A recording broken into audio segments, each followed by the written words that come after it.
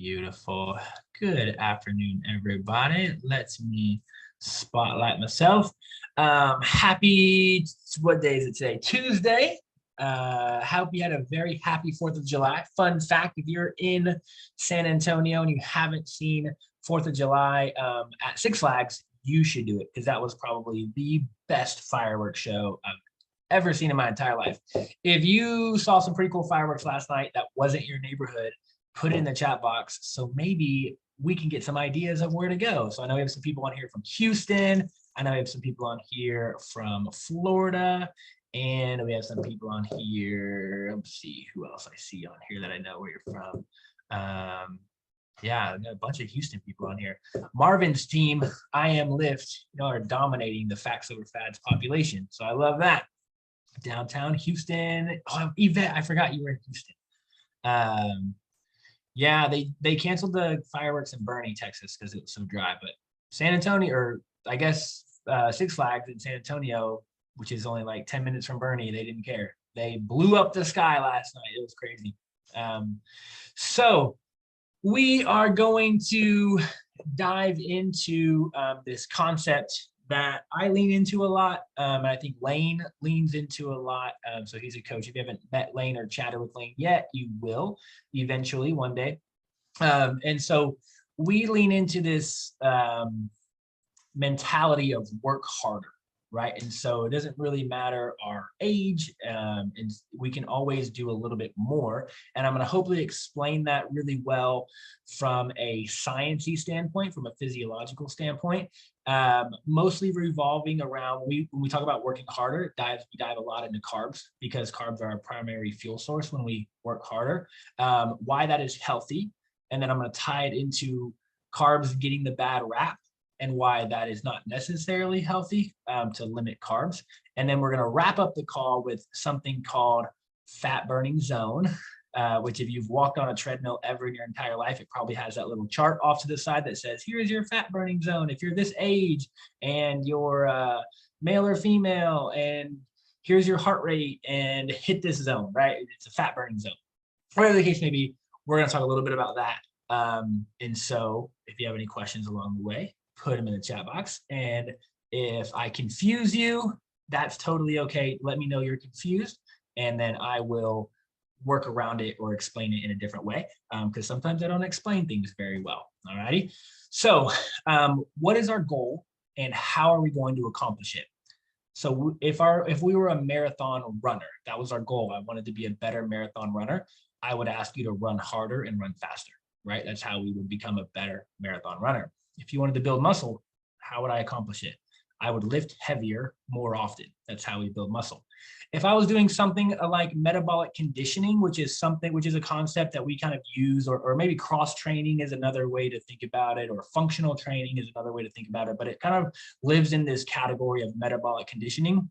Something like Camp Gladiator games, CrossFit games, things that are very diverse in the exercises that you do and the way they're all laid out. The goal is to still work harder, work out as hard as you can for as long as you can. If we have fat to lose, we specifically just want to burn some fat, we want to lean up, the goal is to also work harder, right? We want to train harder, we want to eat better, we want to lift heavier. All those good things are going to help us burn some fat. So oftentimes we get into this mentality of, oh, I'm a runner, so I don't need to scale up my intensity because I'm running long distance, or I'm trying to burn fat in my fat burning zone. I don't need to work out very hard. I actually need to do slow cardio and low intensity cardio for whatever reason, right? And so that's not true.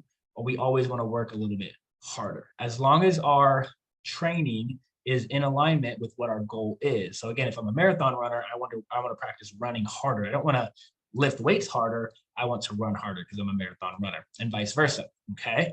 So why is the answer always work harder? Well, what we're trying to do is we're trying to boost something called your lactic acid threshold or your anaerobic threshold. So both of those words are kind of used interchangeably. So anaerobic threshold, lactic acid threshold. We know that when we utilize carbs for energy, we create a byproduct called lactic acid. That's that burning sensation in your muscles. It's the reason we slow down. right? No matter what we're doing. So if I could boost your lactic acid threshold by training harder, then you would be able to work out harder longer, righty?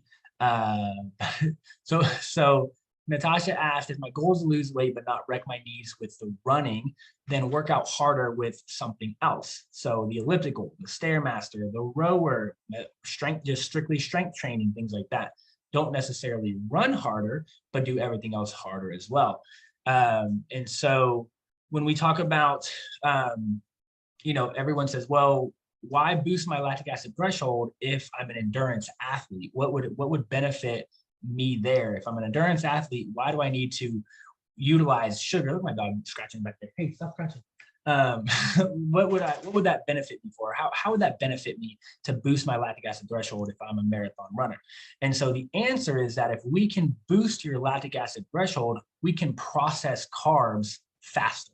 We can get rid of the lactic acid faster. We can do all these things. And so you're going to hit a point with lactic acid, no matter what event you're doing, whether you're building muscle, a marathon runner, CG games, or the case may be, where lactic acid is probably going to be the limiting factor. It's probably going to be the reason that we slow down at a certain period of time, or we can't go any further.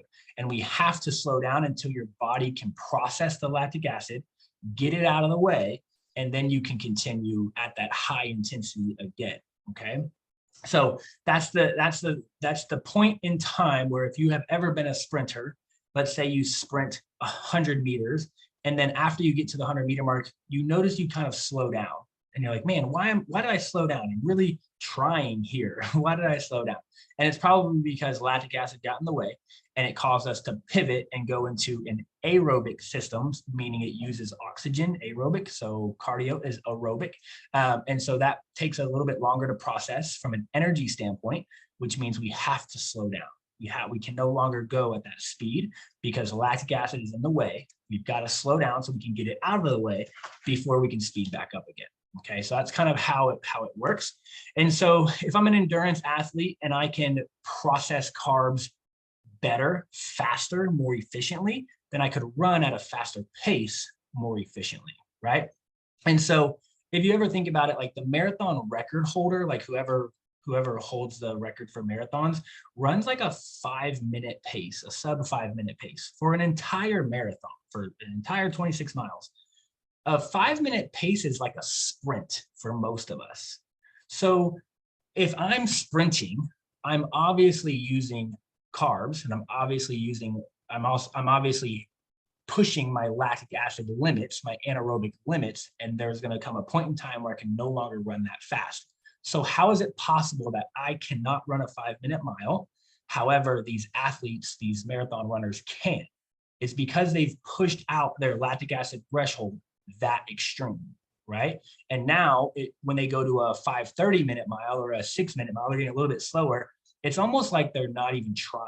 It's like super slow to them because they're so good at utilizing carbs for energy, processing lactic acid, which in turn helps them burn fat and use fat for their running as well.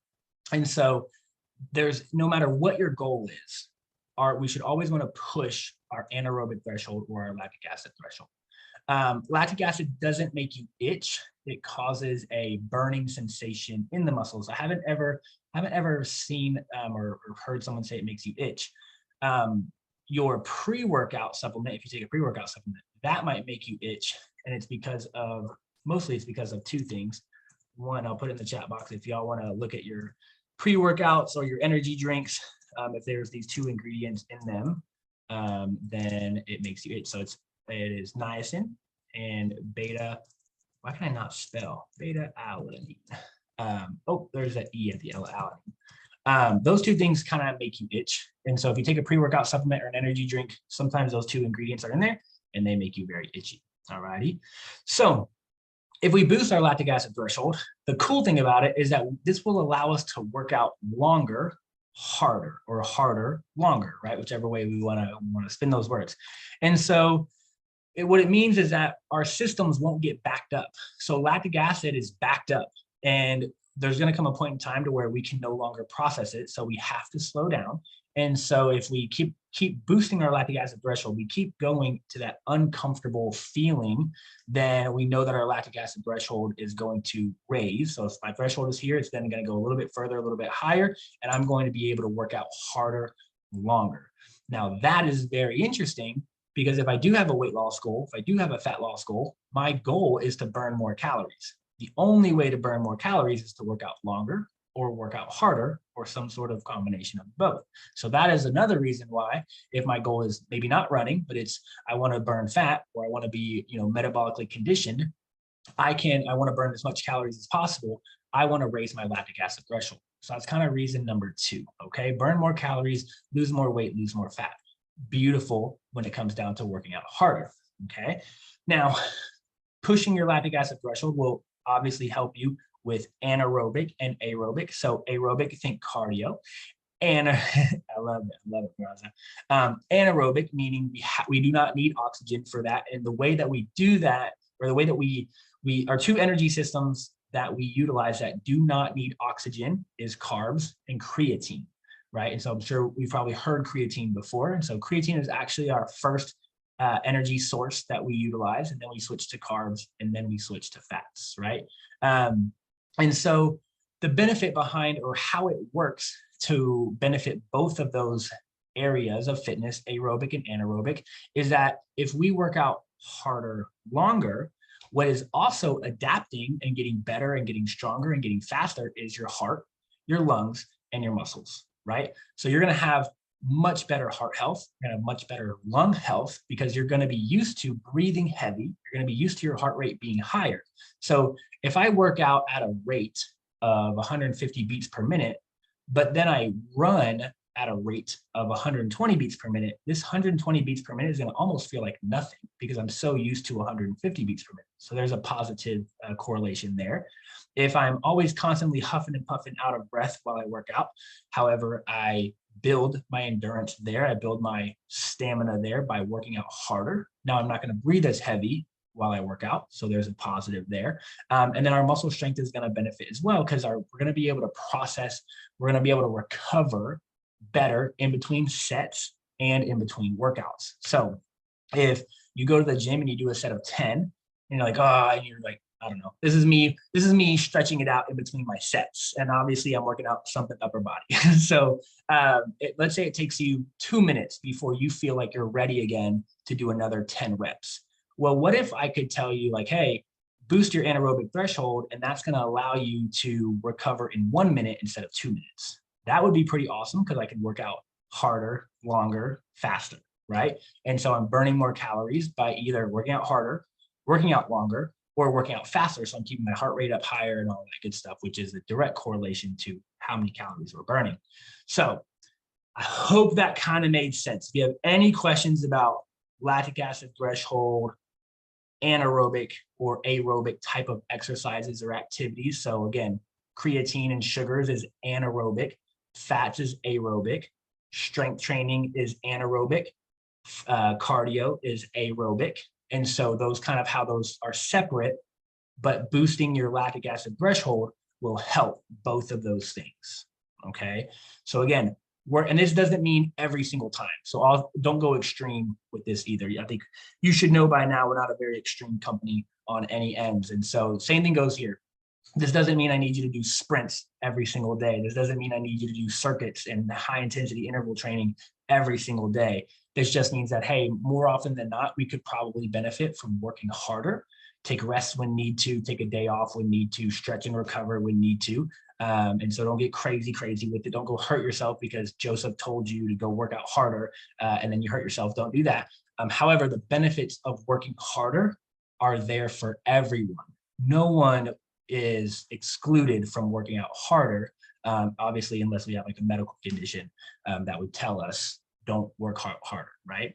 So working out harder, anaerobic threshold, all revolves around carbs because of lactic acid is a byproduct of breaking down carbs for energy. That's how we know that our anaerobic threshold or our lactic acid threshold is anaerobic because we don't need oxygen to break down carbs, okay? So carbs, but why are they the bad guy? So there's a couple things that people don't know about carbs, but they like to assume. And then there's a couple things that they do know, and they like to blow it out of proportion, and they like to go extreme with it, right? And so a couple cool things that I learned is that there are some tissues that only function anaerobically, meaning they have to function off of carbs. The brain is one of them. Your brain functions off of carbs only, nothing else. It cannot function off of fats. It cannot function off of creatine. Those are our three energy sources: creatine, carbs or sugars, and fats, okay? We don't use carbs for energy. We break down carbs into sugar, and then we use sugar for energy. So the brain has to have carbs or sugar to function. When we take carbs away, the brain struggles to function. Now, we can always create carbs. We can always create sugars. Your body is really good at it. And so that's why people on the keto diet obviously aren't dead or brain dead, okay? So we can take amino acids from protein and turn it into sugar. We can take fats and turn it into sugar. We can take fiber and turn it into sugar. We can take anything really and turn it into sugar. We need about 120 grams of carbs or sugars a day to stay alive from a brain health and from a nervous system health. So those two things function off of sugar alone. The cool thing about it is your liver can convert about 120 grams of sugar a day by itself. It can create 120 grams of sugar a day by itself. So if you really, really, really ate a zero carb diet, which is almost impossible, but let's say you only ate protein and you only drank oil, and that's about it. I think everything else has carbs in it some way, somehow. So if you only ate proteins and you only drank oils, you would essentially be on a zero carb diet. Would you die? No, because your liver can convert both of those things into sugars, okay? Especially amino acids. So to caveat that, people who say they're following the keto diet, the goal of the keto diet is to be in something called ketosis. And ketosis is where your body is creating ketones to help you convert fat into energy and then function normally. However, if your body is creating sugar through breaking down amino acids and proteins, or through converting fats into sugars or things like that, without the presence of ketone being needed, we are not in ketosis, and therefore we are not following a keto diet. We are just following a low carb, low calorie diet. Okay, there's nothing special about it. We're not in this magic fat burning zone. Your body is creating sugars through other means. And the only way to truly tell if you are in ketosis is to pee on a urine strip. You can buy them at Walmart, and you can pee on these strips 5-6 times a day, because you can come out of it. Even if you go into ketosis, you can come out of it in the next 5 minutes. It is the hardest thing for you to do metabolically, is to stay in ketosis. The keto diet was obviously invented for kids with epilepsy, because we wanted to slow down their brain activity, because the brain functions off of sugar. So too much sugar was causing too much brain activity. And if we cut back on the sugars, the brain would slow down, meaning we would have less bouts of seizures. So we were trying to slow down seizures due to epilepsy. So with all that being said, I would say a fraction of a percentage of people on the keto diet are actually in ketosis. The rest of them are just following a low carb, low calorie diet. And so if they don't understand that we can take proteins and convert it into sugars, or we can take fats and convert it into sugars without the presence of ketones, they probably don't understand the keto diet very well. And if they're not peeing on a urine strip or a urine sample multiple times a day, they're probably not in ketosis either. So too high of protein can take us out of ketosis. Too much vegetables can take us out of ketosis. And then just your body being really, really good at converting anything into a sugar molecule takes us out of ketosis as well. So it's very hard to be in ketosis, and most of the time it is medically regulated. So you kind of are with a doctor the entire process, okay? So if going back to our anaerobic threshold, If I wanted to boost my anaerobic threshold, or I wanted to boost my lactic acid threshold because I have these goals of wanting to run a marathon faster, or wanting to do CG games faster, or wanting to build more muscle, then why would I take away carbs when carbs are my primary fuel source to get me into this anaerobic window? Okay, so I would not want to reduce my carbs if my goal was to boost my anaerobic threshold and train harder and longer in an anaerobic window. Okay, we should not reduce our carbs. Now, that also doesn't mean eat all the carbs, because there is a limit before we start to store them as fat. We'll talk about it here in a second. Okay, so with carbs, carbs are our primary fuel source for everything, number one, but definitely for exercise performance. So when you signed up, with us for Facts Over Fads, if you check the box saying exercise performance, or perform like a beast, or build muscle, you are probably on a higher carb plan. That is why. I want you to be able to work out harder, longer, faster, bigger, stronger, all that good stuff. We cannot do that without carbs. It's impossible. Your performance and your building of muscle would be limited a lot, okay? It would also help us recover more in between our sets, or in between our sprints, or in between our training bouts, and then in between our days as well. So taking a day off, we would recover better if we had carbs in our plan than if we didn't have carbs in our plan, okay? So make sure that we kind of have this healthy relationship with carbs and exercise, okay? So excess carbs does get, I spelled excess wrong. Excess carbs do get stored as fat. So if we eat too many, they will get stored as fat. If we eat too much fat, it gets stored as fat. And if we eat too much protein, it gets converted into sugar, and then that excess sugar gets stored into fat. So everything gets stored as fat. So the fact that people say, I don't want to eat a high carb diet because it gets converted into fat. Well, if you eat a high protein diet, it gets converted into fat. If you eat a high fat diet, it gets converted into fat. So no nutrient is on its own when it comes to being stored as fat. The goal is to eat in a caloric deficit if we want to be having a net negative balance of fat. So what does that mean? If I'm burning 2,000 calories a day, no matter where these calories come from, proteins, carbs, fats, alcohol, and if I'm burning 2,000 calories a day through my metabolism and through exercise, but I'm eating 2,500 calories, whether those come from proteins, carbs, fats, or alcohol, that excess 500 calories, no matter where they come from, will get stored as fat. It's inevitable. So it is really hard for us to build muscle and burn fat simultaneously, because the energy balance has to be different for both of those things. If I want to lose fat, I have to be in a net negative energy balance. I have to be burning more calories than I'm eating. And if I want to build muscle, I need to be in a net positive energy balance, meaning I need to be eating more calories than I'm burning. Okay. It is very hard, I won't say it's impossible, but it is very hard to do both simultaneously. Okay. What both simultaneously looks like is maintenance with a really perfect macronutrient breakdown. And so we can change your meal plan a million different ways. However, we will never know what the perfect breakdown is for you unless you follow your plan 100%. So I know I got a couple of new people on here. You'll start receiving emails and messages to schedule a one-on-one call with me, and we'll talk about it there, of like what your goals are, how is your compliance doing, and things like that. A lot of times we like to blame the program, and we do not like to accept the blame of ourselves.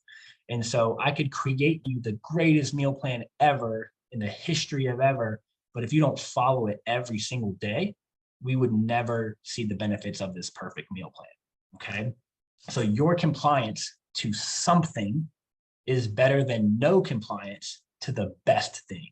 Okay. So again, a lot of people, when you get your new meal plan, everyone's like, well, I don't think this meal plan is for me. I don't think it's going to set me up for success for my goals. I feel like it's too much food, too much protein, too little protein, whatever the case may be. And our feedback is almost 100% of the time going to be follow it and let's see what happens, because follow it is the hardest part of nutrition. Just simply follow it. Hardest part.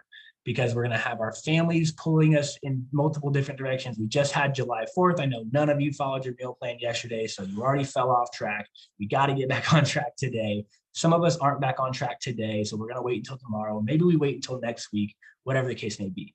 Follow it is the hardest part of nutrition, okay? So it doesn't look like, oh, because sometimes we'll check in with you guys and you'll say, hey, you know, I've been about 80% compliant, 70% compliant. Why aren't I seeing progress? And our response is going to be, why haven't you been 100% compliant? Because 100% compliance to a balanced meal plan, I feel like is way easier to accomplish than 80% compliance to a really extreme meal plan, or like a keto diet or the carnivore diet or Weight Watchers or whatever the case may be, all these other extreme things over here. And so that's why we have things on your plan like bagels and waffles and potatoes and rice and fruit. Like we don't cut out anything. So I would much rather you be 100% compliant to a meal plan and foods that you enjoy rather than so compliant to something very extreme that you don't enjoy. Okay, so I would rather you be more extreme over here. So our goal as coaches is always going to be, let's be more compliant. Let's follow our meal plan more regularly. And I've been talking to a lot of you guys about diet sprints. And so what a diet sprint is setting up little bouts, maybe 10 days, maybe 14 days, whatever the case may be, of 100% compliance, no off days. And then we take a couple-day break, maybe a 3-day break or a 5-day break. And then we go through another sprint. We go through another 10 to 14 days of perfect nutrition, and then 3 to 5 days off. 10 to 14, 3 to 5, right? And so it's really hard because, because it's like the weekend, right? Like probably we already have plans this weekend and it's only Tuesday. What are we doing Friday? What are we doing Saturday? The family's doing this, spouses are doing this, kiddos are doing this. I'm getting pulled in 40 different directions. What are you going to do? And so diet sprints are even hard. And so we've got to find something. We've got to find a schedule. We've got to find a tempo that works really well for you. And the more you communicate with us, the more that we can help you find that tempo or find that, hey, you're doing 70% right now. We're kind of like maintenance. Maybe if we just went to 75 or 80%, we would start trending in the right direction. So what would that look like? What is cranking it up another 5 or 10% in the compliance world look like? Okay. So try not to get caught up in the perfect diet, but get caught up in the perfect compliance. Okay. Following something perfectly is better than not following the greatest diet ever. Okay. So don't get too caught up in this plan isn't for me, yada, yada, yada. Okay. It is for you. I promise. We've never really been wrong. Knock on wood. we've done some things. Don't bark. We've done a lot of clients, about 2,000 clients so far. And I would honestly say everyone who follows their meal plan has seen success. If you don't follow your meal plan, I can't answer for that. Okay.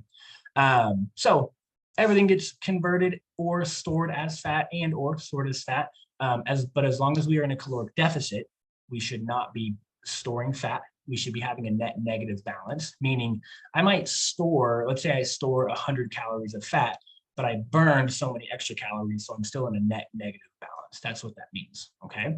And then dating back to a couple calls before, you actually have the same amount of fat cells as you did once you reach puberty.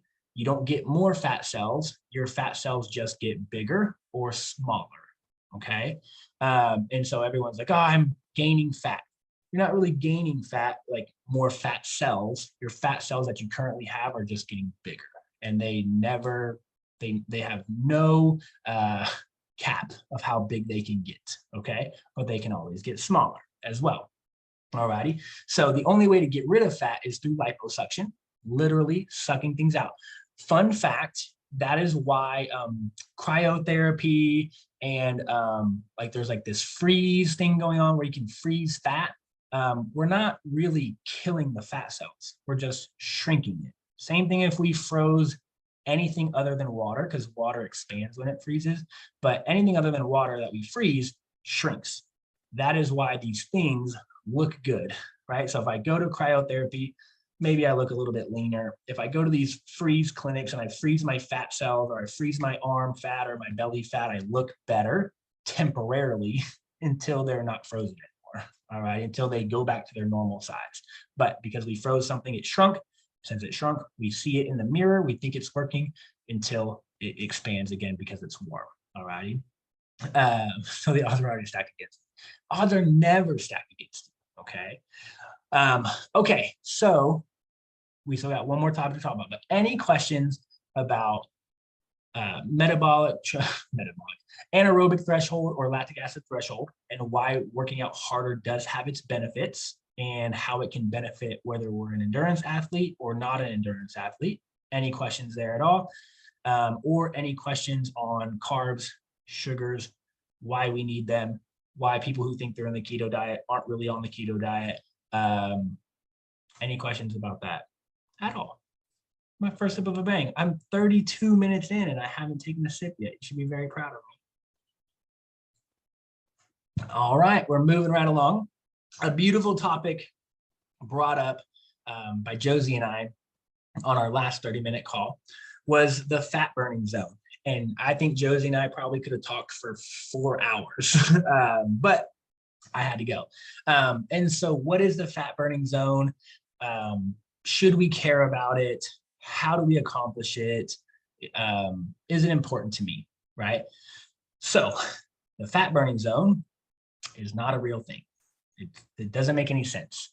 Your energy pathways are creatine, sugar, and fats.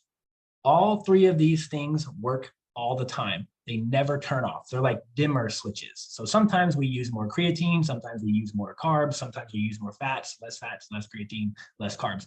They're dimmer switches. They're never 100% on and they're never 100% off. There is not a zone that will help you burn 100% fats, because that would mean that we are not burning creatine and we're not burning sugar, and those metabolic pathways would close and shut down and you would die, right? They have to work simultaneously together in some sort of proportionate way. And those proportions can change based off of intensity or based off of what we're doing, but there is no on switch and there is no off switch, okay? So remember that. If someone is just like, oh, you're burning all sugar right now. No, you're not. It's not true. You are not burning all sugar right now. You're burning mostly sugar, but not all sugar. You're burning mostly fat, but not all fat, okay? So the fat burning zone is a place where we know scientifically that you're probably burning the largest percentage of fat, okay? And so for ease of math, I'm going to kind of walk us through the math on the fat burning zone. So, and also why this plays a role in let's work harder, okay? So let's say I say, hey, Stephanie, go for a 10-minute walk. And if you go for a 10-minute walk, you're gonna burn about 100 calories and you're gonna be in fat burning zone. So you're burning about 85% fat in that 100 calories. So in 10 minutes, you've burned 85 calories, right? That's the math. Now, for 10 minutes, Stephanie, I want you to do interval sprints for 10 minutes. I want you to sprint as far as you can, as fast as you can, as often as you can for 10 minutes. In the same 10-minute window, you've burned 200 calories. Remember, if we have weight to lose and we have fat to lose, our biggest concern is burning calories. So that should be motivating. That is why I want to work out harder, because in the same 10 minutes, I've doubled my calories, which is, this is a realistic example. This is not exaggerated at all. Someone could literally do sprints for 10 minutes and burn 200 calories. And it could be Stephanie. And so, but Stephanie, while you're sprinting, you're only burning 43% fats. However, that 43% fat still equals 85 total calories being burned from fat, okay?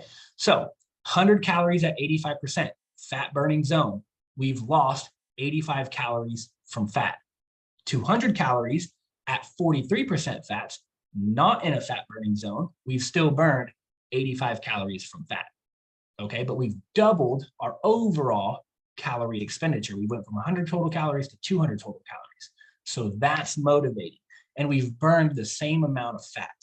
So don't get caught up in, I want to burn fat, so I need to go for a walk, or I want to burn fat, so I want to go do cardio, or I want to burn fat, whatever the case may be. If we have fat to lose or we have weight to lose, the goal is to always work harder. All right. That's the goal because of this real life example that could realistically happen. Okay. The percentage is half, the calories are double, but our fat calories stayed the same. So we're burning the same amount of fat. So in those two examples, which one's the fat burning zone? Which one, right? They're the same. They're the exact same. We've burned the same amount of calories from fat. So fat burning zone is not really a real thing. There are zones where we burn a higher percentage of fat. However, we do it at a slower rate. So we made a post the other day that said, and I think it's what kind of triggered Josie's in my conversation, where the post that I made on the Facts Over Fads page said you can't really walk your way to weight loss, right? If you want to lose weight, we need to strength train and we need to eat cleaner. We need to follow our nutrition plan, right? And so it triggered some conversations from a lot of people. But and again, I wasn't meaning to be extreme and say only lift weights and never do cardio. So some people took it that way. That's not what I said. But we know that if we can work out harder and we can build muscle, which means we're going to boost our metabolism, then we can lose more weight than if we just walked. Okay. Now, when to do cardio, why to do cardio, is it important? Yada, yada, yada. So there are some benefits to cardio that nothing else can give us, right? Some heart health benefits, some cell health benefits, some lung health benefits, brain health benefits. All of that can come from cardio that can't really be done anywhere else. All right. Yeah, you can't outrun your fork is a great one, but you can't out-train a bad diet. You don't have a slow metabolism, you have a fast fork. That's another good one. So all of those things play a role in kind of that post. And so now I'm confused. What was I saying? Oh, so there's some benefits that cardio does that strength training doesn't. So I would never tell someone, don't do cardio. I think it should be included somewhere throughout your program. And again, if you're a marathon runner or you're an endurance athlete, obviously you need to do cardio because that is your goal. That is your event, right? Is you're an endurance athlete. So please go do endurance-y things. However, if we're just here because we need some better overall health or because we want to lose a couple pounds or whatever the case may be, cardio is not a staple or should not be a staple in your programming. It should be largely nutrition, and it should be largely strength training. And with whatever time we have left over, we should use it with cardio. Okay.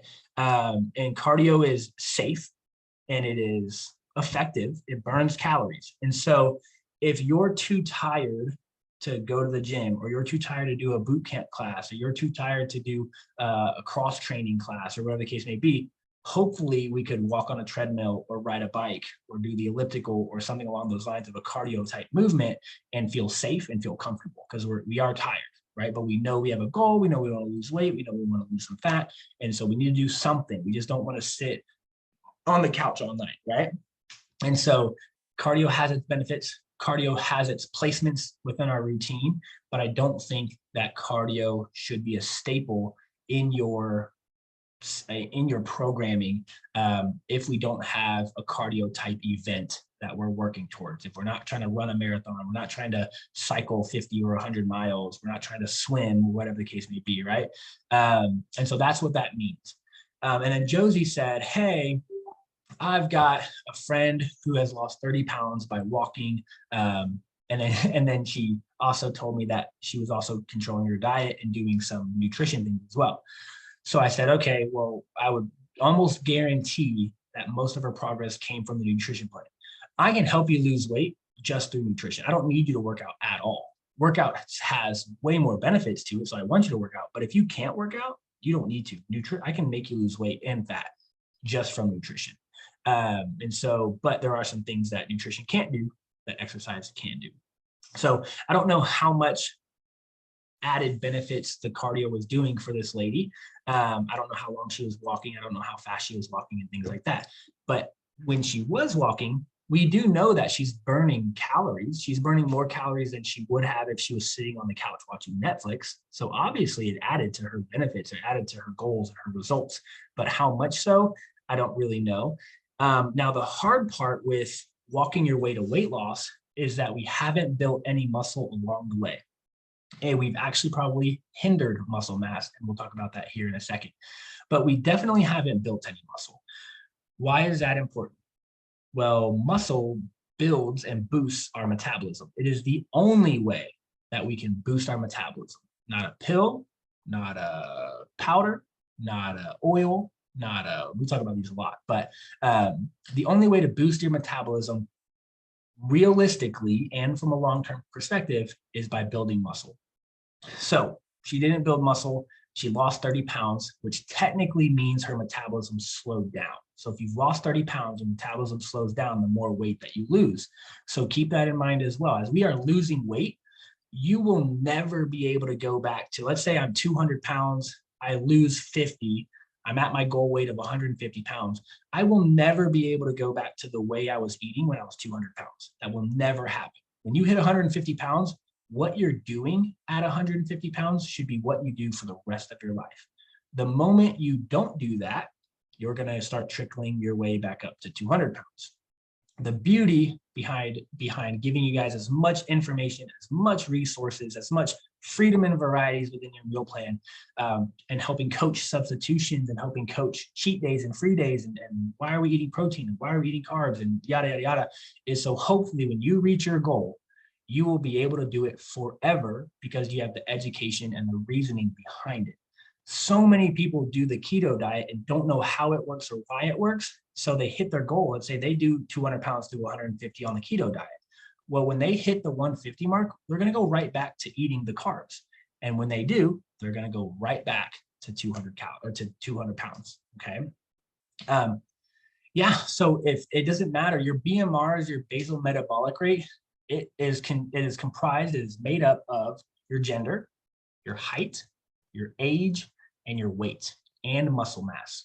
I didn't use it, and muscle mass. Those are the 5 things that make up your BMR.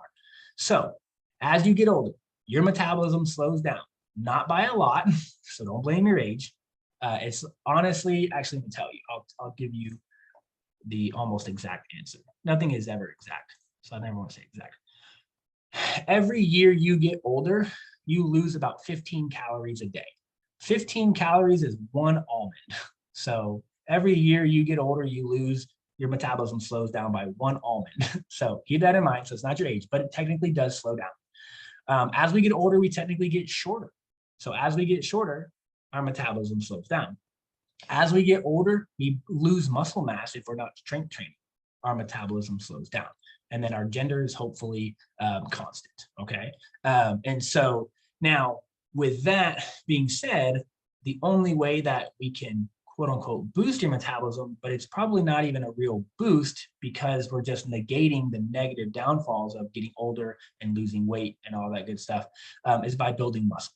So hopefully our metabolism could stay neutral for 10 or 15 years instead of decreasing. That's the goal. That's the benefit behind building muscle. So we want to build muscle to burn more calories throughout the end of the day. I always tell people muscle is like needy kids. And so kids always need attention. They always need to be fed. They always yada, yada, yada. That's muscle. So muscle needs to be fed and they need calories. So meaning they're going to help you burn more calories at the end of the day.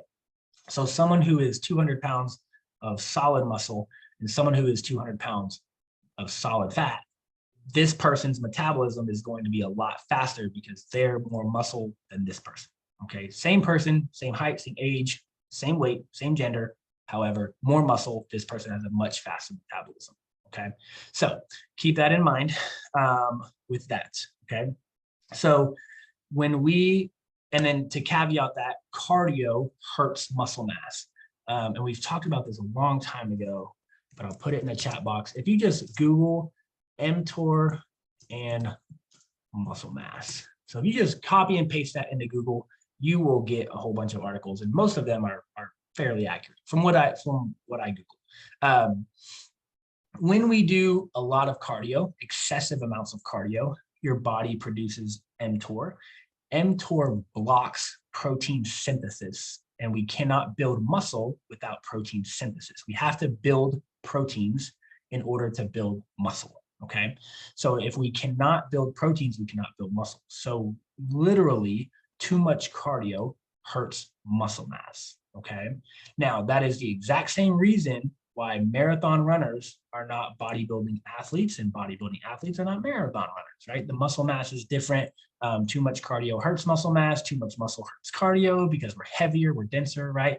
And so I can't, if I was 200 pounds of solid muscle, I would not be as fast as if I was 200 pounds with less muscle, but a little bit more fat, right? I would not be as fast because muscle's heavy, hard, dense. It hurts. It's literally harder to run with more muscle. Um, so keep that in mind. And so again, don't panic. Don't say, oh my goodness, I have to preserve all of my muscle mass. I don't need to do any cardio. That's not what I said either. All right. I'm just saying too much. If all we do is cardio, we know for a fact, it's been proven over and over and over again. There is no question, comment, or concern that if all we do is cardio, we are hurting our ability to build muscle. Okay. And so too much cardio, if we have a goal of building muscle, is a bad thing. Too much cardio, if we have a goal of losing fat and keeping fat off forever, is a bad thing as well. Okay, so again, the post was follow your nutrition plan and lift weights and build muscle. If we want to keep our weight off forever, or we want to keep our weight off longer than not. Okay, because again, as soon as we go back to our old eating habits, or as soon as we stop walking, then we're going to start gaining that weight right back. Okay, so the idea is speed up your metabolism or neutral or level out your metabolism by building muscle. And hopefully along the way with your nutrition plan, you've kind of established some healthy habits, some healthy routines, some healthy behaviors that you can maintain forever. We talked about John, a little bit about this a couple weeks ago. And I said, as long as your primary goal is more frequently than, let's say, cardio, I wouldn't worry about it. So what does that mean? If you're strength training 3 times a week, I offer an hour. So let's just say 3 hours a week. I do not want you to do 3 hours of cardio. It needs to be less than 3 hours of cardio. Okay. Now, to caveat that as well, if you have a cardio goal, if you are a marathon runner and you are running 6 hours a week, you don't need to be strength training for 6 hours a week. You need to be strength training less than that. As long as your primary goal is making up the bulk of your week, you probably have nothing to worry about. Okay. And so if you've ever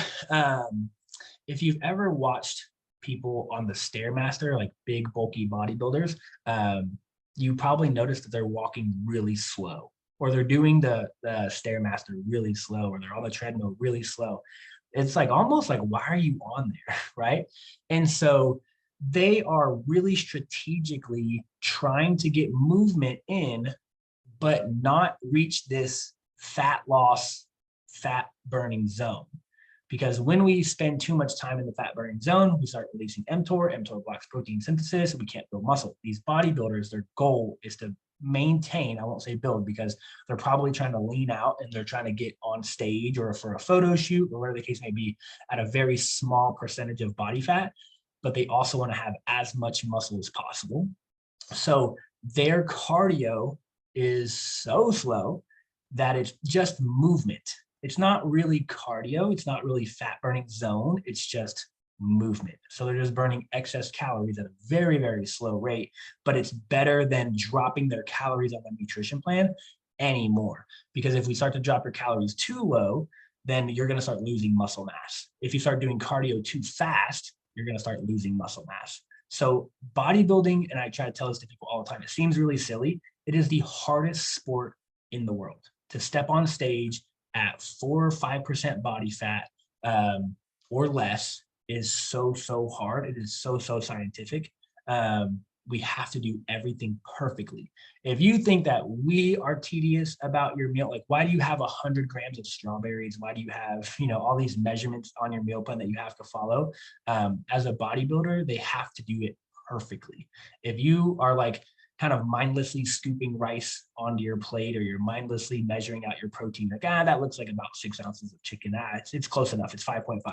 That doesn't happen in the bodybuilding world. It has to be 6 ounces. It has to be 100 grams of strawberries, because we are trying to change your body in such a crazy way on such an extreme level that everything has to be perfect.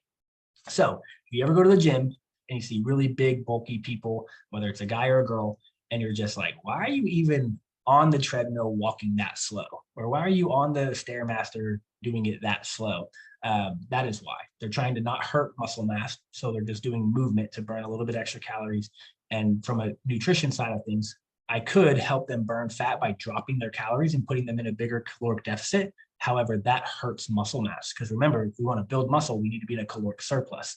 And so really, really hard to fine tune it. It's a very, very scientific approach. I'm a body weight, I'm going so slow on a treadmill. Natasha, that's a great idea, girl. Get it. I'm going so slow because I'm trying to build muscle. So yeah. So to wrap it all up, and then we can all jump out of here. We want to work harder because we want to boost our lactic acid threshold. If we boost our lactic acid threshold, we're going to be able to work out harder, longer. And if we can do that, we can burn more calories. If we can do that, we're going to boost our heart health, our lung health, our brain health, our muscle health. And if we do that, then we can accomplish whatever goals we have easier, better, faster, stronger. Okay. So pushing your limits every so often, not always, every so often has a really, really high benefit for whatever your goals are. Okay, so work a little bit harder, work a little bit harder, work a little bit harder. And then to caveat into carbs and sugars, if we are trying to boost our lactic acid threshold, we need carbs. We don't need all the carbs, but we do need some. So following the keto diet and also trying to boost your anaerobic threshold and work out at a higher intensity do not go together. We cannot do that. The keto diet would limit your performance for whatever it was. Even if you were a runner and you were using primary fats, the keto diet would still limit your performance.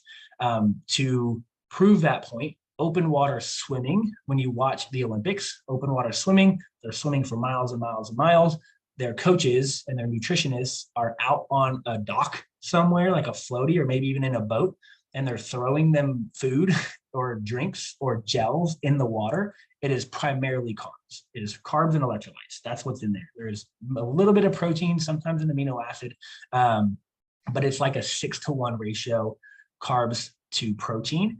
And then it's stacked up with electrolytes as well. Because even though they're doing an endurance sport, they're pushing so hard, they're still working at their anaerobic threshold. And to boost your anaerobic threshold, we need carbs. To boost your brain, we need carbs. To boost your nervous system, we need carbs, okay? So we need carbs, we need carbs, we need carbs. Your liver specifically can create carbs from anything. Fats can be converted into carbs. Proteins, amino acids, converted into carbs. Vegetables, converted into carbs. Your liver can do it all. We don't need anything. Your liver is phenomenal. Alrighty. And your liver can create up to 120 grams of carbs per day. So sometimes when you get your meal plan, you're like, oh my gosh, I have 150 grams of carbs a day. Even if I didn't give you 150 grams of carbs a day, your liver would have given you 120. So I only gave you 30 more than your liver would have done if I gave you 0, right? So pretty cool, very cool concept. I love it. And I love to tell people that 80% of all of the carbs you eat go to your brain, right? So your brain is functioning off of 80% of the dietary need of carbohydrates. If we overeat carbs, that doesn't, so if I need, 200 grams of carbs a day, 160 of them are going to go to my brain. If I eat 300 grams of carbs a day, that doesn't mean that 80% of 300 is going to go to my brain, because I actually only needed 200. Okay. So eating more carbs, you can't say it's fine. I'm going to eat this donut and this cookie because it's just going to go to my brain. That's not what I'm saying either. All righty. So of your need, about 80% of that goes to brain health and nervous system health. That's really cool as well. The rest will go to your muscle. And if you overeat, it will get stored as fat. All righty. And then again, if we wanted to boost our anaerobic threshold, we wanted to put carbs in our diet. If we are boosting our anaerobic threshold, it's going to help us recover, whether it's in between our sets of exercises or if it's in between our workouts one day to the next. Carbs will help us recover significantly. Okay. So people who follow the keto diet and they say, oh, I feel so good, I've never been, so happy my entire life. They're lying, or they're on a placebo high where they're losing so much weight that is fueling their brain. It's literally a placebo. It's the scales going down. I'm seeing results. I'm seeing progress. So I am convincing myself that I feel good. It will stop eventually. All righty. Carbs make us smart. Yes, they do make you smart. And then remember that anything that we eat over our caloric need, so overall calories, whether it's proteins, carbs, or fats, all three of these things will get stored as fat. We have zero cap on how much fat we can store.